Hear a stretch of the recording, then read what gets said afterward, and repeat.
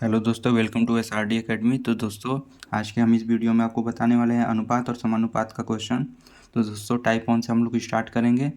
तो आप लोग वीडियो में बने रहिए लास्ट तक, तभी आप लोग को क्वेश्चन समझ में आएगा। तो पहला क्वेश्चन है दोस्तों टाइप 1 का, 7:5 समानुपात x/20। सबसे पहले आपको बता दें कि इसको दोस्तों हम लोग अनुपात बोलते हैं, और ये जो 4 ठो डॉट होता है उसको समानुपात बोलते हैं। और दोस्तों, समानुपात के बराबर समानुपात का मतलब बराबर भी होता है दोस्तों। तो आप लोग के लिए इस क्वेश्चन के लिए एक ट्रिक अच्छे से बताते हैं। सबसे पहले आप लोग क्या करेंगे कि जो पास में है अंदर का उसको मल्टीप्लाई कर लेंगे, यानी 5 का x से, और उसके बाद ये स्टार्टिंग का लास्ट से आप लोग मल्टीप्लाई कर लेंगे।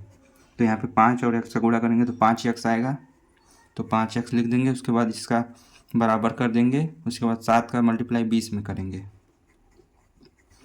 तो दोस्तों, ये हमको x का वैल्यू निकालना है।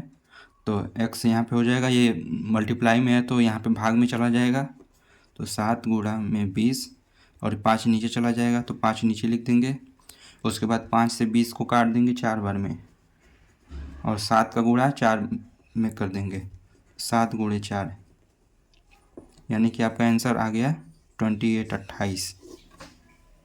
तो चलिए दोस्तों, टाइप 1 का एक और क्वेश्चन बताते हैं जो कि दूसरे ट्रिक से है।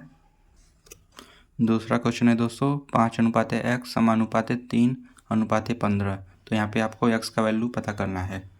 तो x का वैल्यू आपको पता करने के लिए तो आपको एक दूसरा ट्रिक बताते हैं। तो दूसरा ट्रिक है दोस्तों, जैसे कि आपको बताते हैं कि a/a अगर b है तो आप लोग इसको a/b लिख सकते हैं, और इस समानुपात को बराबर के रूप में लिख सकते हैं। तो यहाँ पे आप लोग 5:x को 5/x लिख सकते हैं, जैसे यहाँ पे मैंने लिखा है। तो 5/x समानुपात को बराबर लिख सकते हैं। उसके बाद 3/15 हो जाएगा। अब आप लोग यहाँ पे क्रॉस मल्टीप्लाई कर देंगे, इस 15 का 5 से, x का 3 से। तो यहाँ पे 3x हो जाएगा, 3 × x, और यहाँ पे बराबर 15 × 5, 15 गुणे में 5। उसके बाद 3x यहाँ पे आ जाएगा, और 15 और 5 का गुणा करेंगे तो 75 आएगा। तो x का वैल्यू निकालने के लिए 3 को आप लोग को नीचे करना होगा, भाग में जाएगा 75 के। तो यहाँ पे नीचे 3 आ जाएगा यहाँ से, तो 3 से 75 25 बार में कटेगा, तो यानी कि इसका आंसर 25 आ जाएगा। तो चलिए दोस्तों, अब आपको बताते हैं टाइप 2 क्वेश्चन, जो कि दूसरा क्वेश्चन है। टाइप 2 दिया हुआ है दोस्तों, a/b बराबर 3:2 तथा b/c बराबर 2:5। तो a/b/c का आपको वैल्यू निकालना है।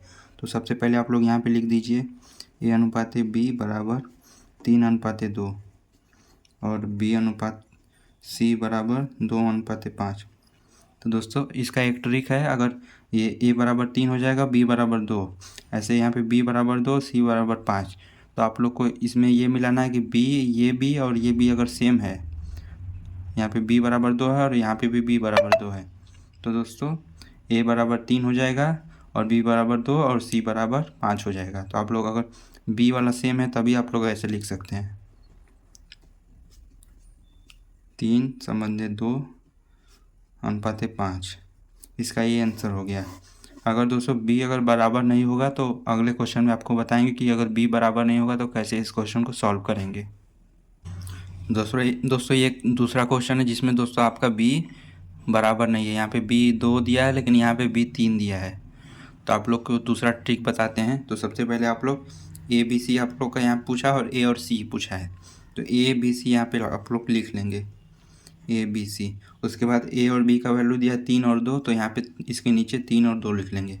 उसके बाद b/c दिया है 3 और 4, तो b के नीचे, b का यहाँ पे 3 दिया है तो b के नीचे 3 लिखेंगे, और यहाँ पे c का दिया है 4 तो यहीं पे 4 लिखेंगे।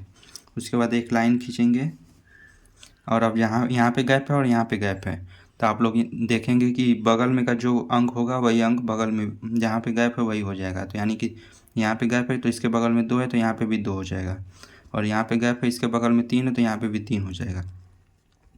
उसके बाद ऐसे 2 का 4 में गुणा करेंगे, ऊपर से गुणा करेंगे, 2 का 4 में, 2 का 3 में, 3 का 3 में।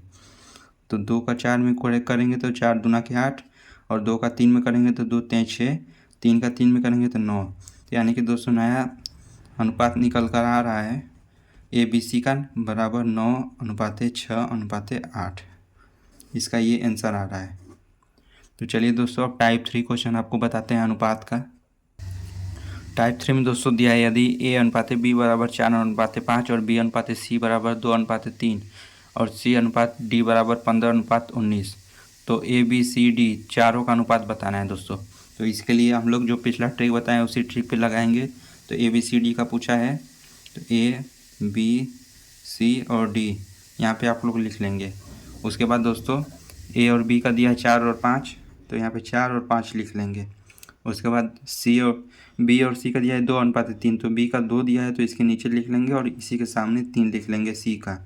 उसके बाद C और D का 15-19 दिया है तो C के नीचे लिख लेंगे 15 और इसी के सामने D का भी 19 लिख लेंगे।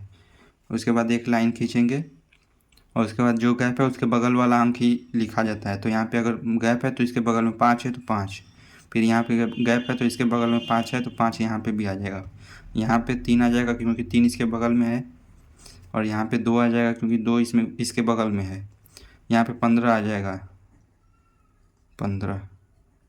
अब इसका ऐसे सीधा स्ट्रेट में गुणा करते हैं तो यहाँ पे दोस्तों आ जाएगा 4 और 2 और 15 गुणा करेंगे तो 120 आएगा और 5 2 15 गुणा करेंगे तो 15 दूना 30 25 150 150 आएगा। और यहाँ पे गुणा करेंगे 5 3 और 15 का तो 225 आएगा।